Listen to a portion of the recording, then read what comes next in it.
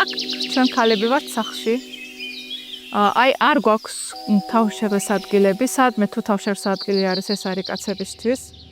რა თქმა უნდა, არსად არ წერია რომ ეს კაცებისთვის არის, მაგრამ პირადად შენთვისაც უხერხულია ესეთ სივრცე შვოფნა, სადაც უმრავლესობა კაცია. და ეს აი პოლიტიკის ამბებშიც სხვათა შორის, რაღაც აქტივიზმის ამბებშიც ეგ სირთულე გვაქვს, რომ ვერ ვიქნებით ჩვენ ქალები პოლიტიკოსები, აქტივისტები, იმიტომ რომ სადაც ამბავია, მან ყველა არის კაცი. დაუშვათ სოფლის კრებები, ყველა არის კაცი, აქციები, ყველაფერი. მეც მაქვს ეს უხერხულება და ყველასაც აქვს ეგ უხერხულება და ვერ აწალებ ვერავის რომ მოდი შენც იღავი აქ.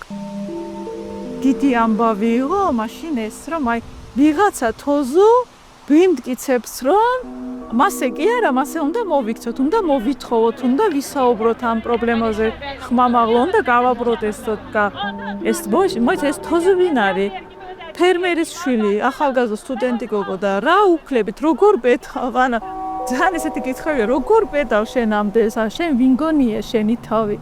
ან ესეთი აგრესიები იყო და ნუ რა თქმა უნდა როცა განმავლობაში ყველა მიხვდა რომ ჩემთვის კი არ მინდა ეს ყველაფერი, ანუ ეს იყო მიღებული პრაქტიკა და მასე იყო საჭირო, ანუ უნდა მოგვეთხოვე რაღაცები და როცა ნახეს უკვე შედეგი რომ აი ამ მოთხოვნის შედეგად მივიღეთ ეს რა თქმა უნდა მე უმრავლესობა მიხვდა რომ ხო ეს იყო სწორი კიბა. ფიქრობდი რომ აი მანქანიან გიტარი ოდნავ ასაკოვანი, ოდნავ ლამაზი გოგო თუ ვიქნებოდი. უფრო მისაღებდა ვიქნებოდი და უფრო მარტივ იქნებოდა ჩემი საქმე. ჩვენი თემები ჩანს ფრის წესრიგში ვართ. გარეთ ჯერ ვერ გამოვეც, ოღონდ. ეჩვევიან, მართლა ეჩვევიან კაცები ნელ-ნელა. რაღაცა ოღონდ სხვარი აქვს დაწესებული რომ კაი მიიღე განათლება შემოსავალიც გქონდეს, ოღონდ ძალიან ზედმეტსაც ნუდეტა. ჩემზე მაღალი ხელფასი აღარ გქონდეს. იღავი მასწავლებელი გქონდეს რაღაცა, აი მანქანას გყავდეს, ოღონდ ახლა ზედმეტს მოითხოვ რა, დაახლოებით ეგეთი მიდგომა არის. ზოგადად საქართველოში გონია რომ ერთი რეგულაციით, ერთი კანონით, ერთი მიდგომით, ერთი სტრატეგიით მოვაგვარეთ სხვა დანარჩენ პრობლემებს. ფაქტია რომ ეს აღარ მუშაობს.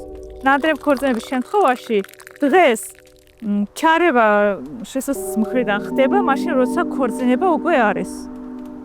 დანაშაულად არ ითვლება თუნდაც ნიშნობა.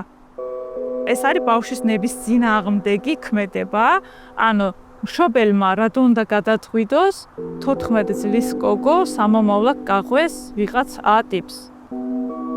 ჩვენ გვინდა პრევენცია, იმიტომ ქორწინება რო ხდება, მე ამ გოგოს გადარჩენა ხდება ძალიან რთული. უნდა ამ წინასწარ უნდა იყოს ეს პრობლემა მოგვარებული, რომ იქამდე არ მივიდეს საქმე და გოგომ რო უკვე იმშობი არა, მე იგებს სახელმწიფო რომ თურმე აქ ნადრევ ქორწინება ყოფილა. და რა ქნას ამ დედაშვილმა, სად წავიდეს? მართლა სერიოზულად მაინტერესებს, როცა ქონება აღარა გვაქვს ჩვენ, როცა ამ ბავშვმა ენა არ იცის, პატარა ბავშვთან ერთად არის, თვითონ ბავშვი და პატარა ბავშვთან ერთად არის. ვეღარ დავა, ვერ იმუშავებს, ოჯახი მიიღებს თუ არა, არ ვიცით. და იმ პარტნიორს ოჯახი თავისთავად არ მიიღებს, სად წავა, რას ვშვებით ჩვენ ამ გოგონებს?